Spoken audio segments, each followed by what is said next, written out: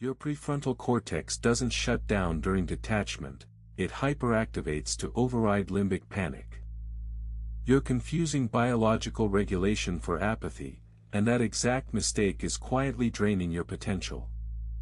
Modern advice tells you to detach so you can feel less. The ancients meant the exact opposite. They did not ask you to step away from life. They asked you to step into it. With clearer eyes. We live in a world that equates stillness with surrender. You are told to numb the noise. To mute the storm. To build walls so high that nothing reaches you. But a wall does not make you safe. It makes you blind. True detachment is not the absence of feeling. It is the architecture of attention. Think of a river hitting a dam. The water does not vanish. It gathers. It deepens. It finds a new direction. The Stoics knew this. They understood that when you pull your focus from what you cannot hold, your mind stops scattering its energy across broken ground. It begins to pool. It becomes still enough to reflect the sky. This is not indifference. Indifference is a closed door. Detachment is an open window. One keeps the wind out. The other lets the light in. You have been mistaking the two for years. You pull back because you are tired. You call it detachment when it is just exhaustion wearing a philosophical mask. The ancient mind did not retreat from the world. It retreated into itself. Only to return stronger. Watch how a tree stands in heavy wind. It does not sever its roots to avoid the shaking. It leans into the soil. It trusts what holds it from below. You are told to let go of everything. But you only need to let go of the illusion of control. When you release your grip on outcomes, your senses sharpen. You stop fighting the current and start reading the water. You notice the subtle shifts. The temperature change.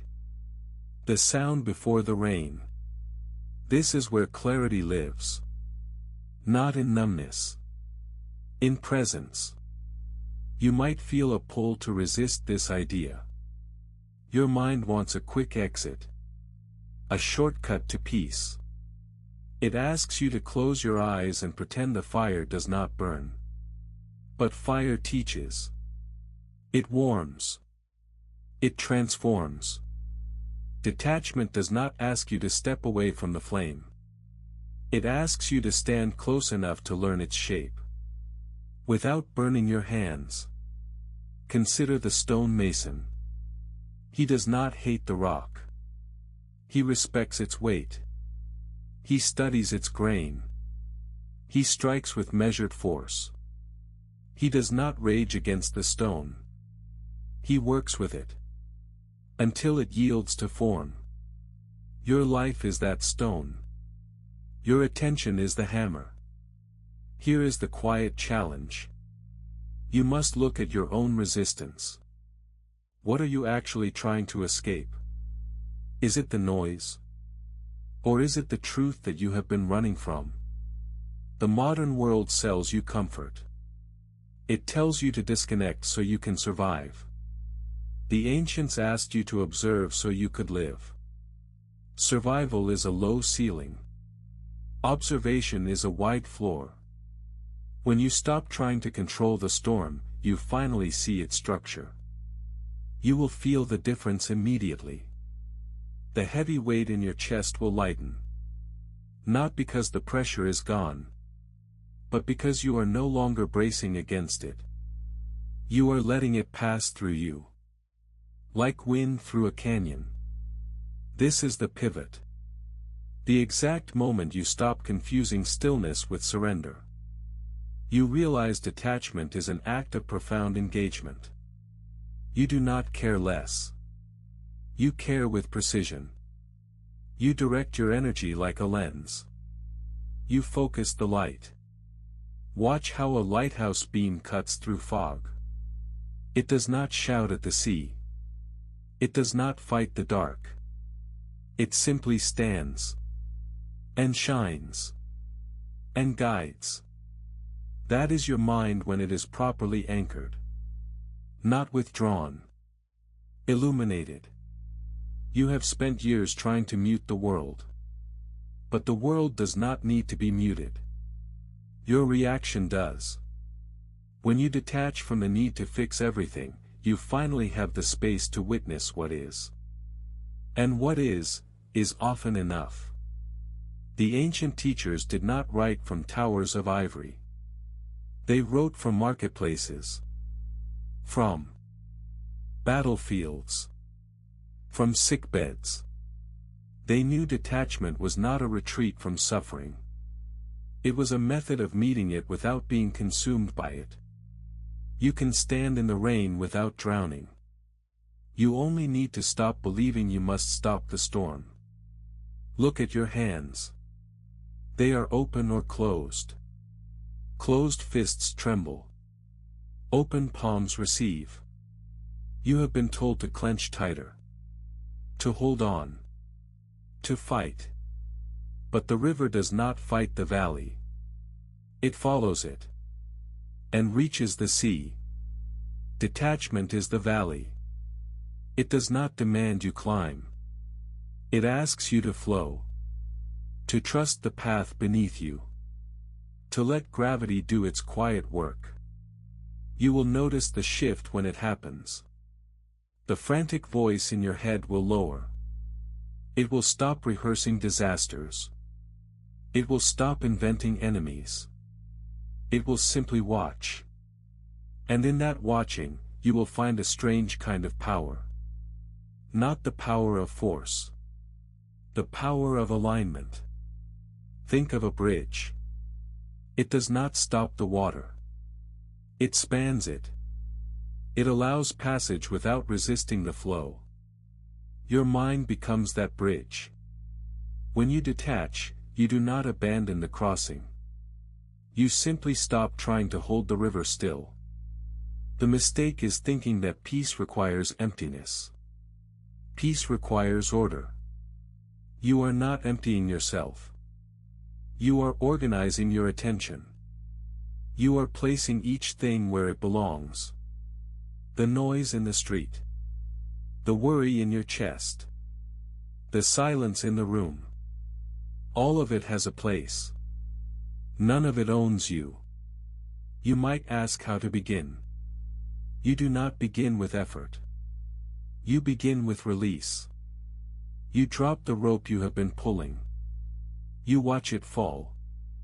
You listen to the sound it makes when it hits the floor. And then you wait. Not in impatience. In readiness.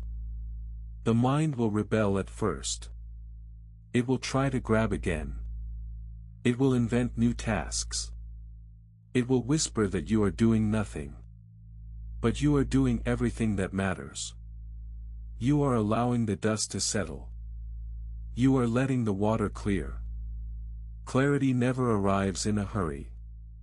It arrives when the agitation stops. When you stop stirring the lake, you finally see the bottom. And what you see there is not empty. It is solid. It is real.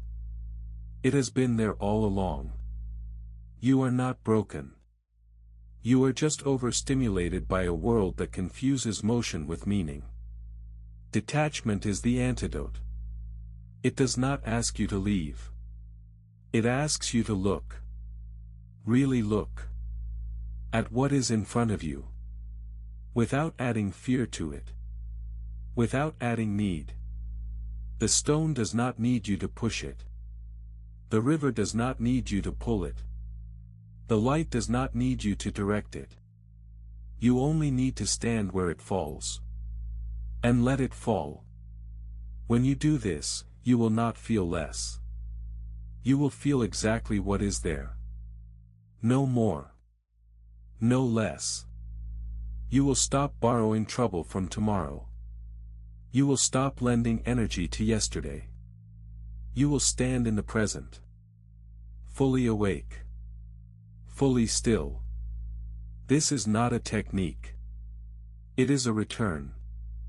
A return to the way the mind was meant to work. Observing. Not absorbing. Witnessing. Not wrestling. The ancients did not hide from the world. They stood in it. Unshaken. Not because they felt nothing, but because they refused to let the wind dictate their direction. You have the same choice. You can keep running. Or you can stand. You can keep fighting shadows. Or you can face the light. The path does not ask for your sweat. It asks for your stillness. Detachment is the quiet space between the strike and the sound. It is the breath before the word. It is the open hand after the storm passes. It is not the absence of feeling. It is the presence of truth. Let the noise settle. Let the water clear. You are not meant to carry everything. You are only meant to witness what is. And in that witnessing, you will find everything you need. The storm will pass. You will remain still, awake, and finally, exactly where you are.